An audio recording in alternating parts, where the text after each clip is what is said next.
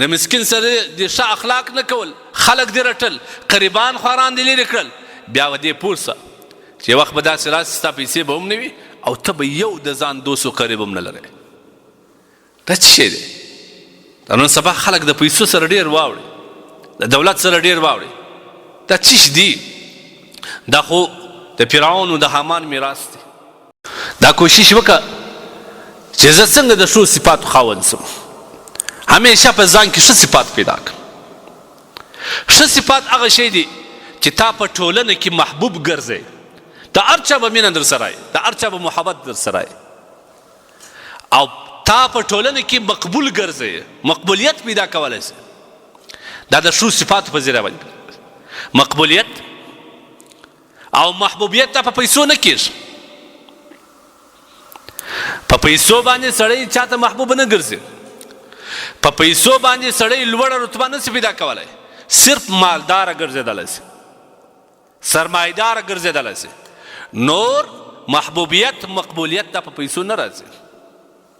ته که هر څومره پیسه دار یې، هر څومره مال و دولت ولرې، لیکن ستا سره په سیټ کې نفرت در سره وي، بد صفات لرې، همیشه خلک رټې، ځان دی یو عجیبه غوندې جوړ کړی دی، سړی نږدې نه شي درتللی، ته په ټوله زندګي په خلکو کې محبوبیت نه شي پیدا کولی.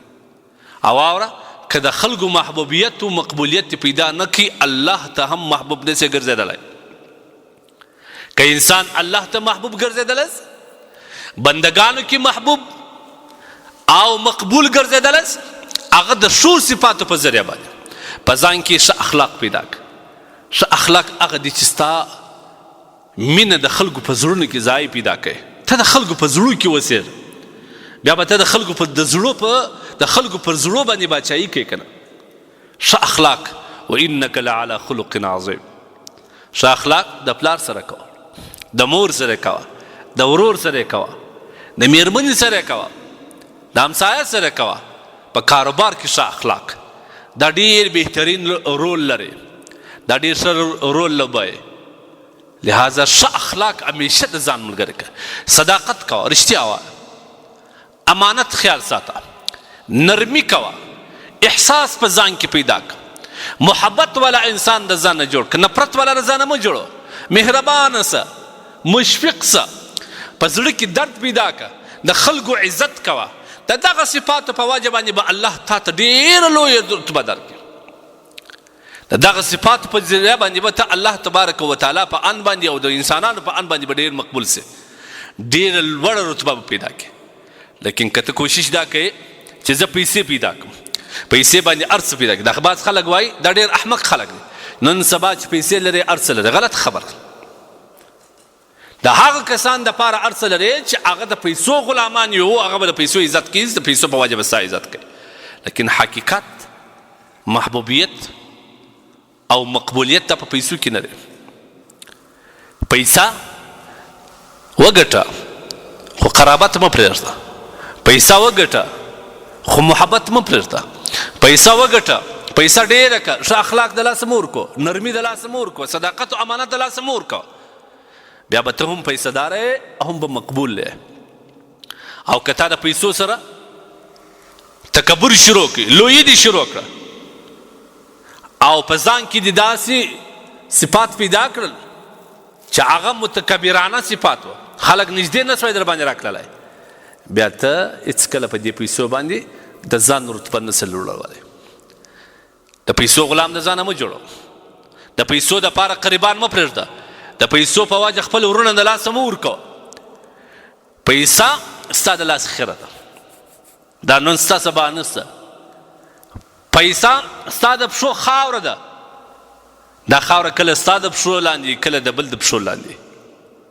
دا نن ستا سبا به نه وي، بیا به دې د خپل قریبانو دوستانو دا ټول د لاسه ورکړی، دا ټول ختمېدونکي دی. کل من علیها فان، دا پیسه، د دولت، د شتمني دا ټول ختمیږي. لیکن ګوره پیسه وګټه، ایمان د لاسه مه ورکو، عزت د لاسه مه ورکو، او غیرت سودا په پیسو مه کوه، د ایمان سودا مه کوه. بیا به په دنیا کې الله پاک جل جلاله تا تباه و برباد کړي. همیشه خپل د نسب خیال ساته. پیسې وګټه، زه نه وایم چې سرمایه نه، سرمایه ډېره که، پیسې ډېرې که، خو خپل د حسب خیال وساته، خپل د نسب خیال وساته، خپل د شرافت خیال وساته، د قریبانو خیال وساته، د رشتہ دارانو خیال وساته، د مسکینانو او بېوزلو انسانانو خیال وساته، د یتیم پر سر لاس تیر کا. دا هغه شان دي چې تا د پیسو سره باچا کوي. که سبا ته پیسې ونه لرې هم به ته د خلکو په زړو باچایي کوې، د خلکو په زړونو کې به ځای لرې، په معاشره کې به مقبولیت و محبوبیت لرې. لیکن که ته چیرې پیسو باندې غره وې، د پیسو په وجې تکبر کوئ، د مسکین سره د ښه اخلاق نه کول، خلک دې رټل، قریبان خواران دې لرې کړل، بیا به دې پوه سه چې وخت به داسې راسي ستا پیسې به هم نه وي او ته به یو د ځان دوست و قریب هم نه لرې. دا څه شی دی؟ دا نن سبا خلک د پیسو سره ډېر واوړي، د دولت سره ډېر واوړي. دا څه دي؟ دا خو د فرعون او د حامان میراث دی، او دا ښه صفات موږ ته راپاته د انبیاو میراث. ته د فرعون په میراث باندې د انبیاو میراث څنګه پرېږدې؟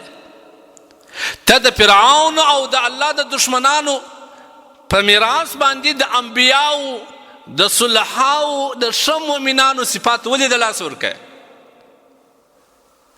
دا هله بیا ستا دپاره د پیسې عذاب ګرځي. لیکن پیسې د الله د لورې نعمت هم دی. دا شتمني د الله د لورې نعمت هغه وخت چې ته دا ټول صفات خیال سره وساتې. د ځان نه سخي جوړ کړې، د ځان نه مشفق انسان جوړ کړې، د ځان نه رحمدله جوړ کړې، همدرد انسان جوړ کړې. بیا به ته د خلکو په زړونو باچایي کوې، د خلکو په زړو کې به بیا ته ځای لرې.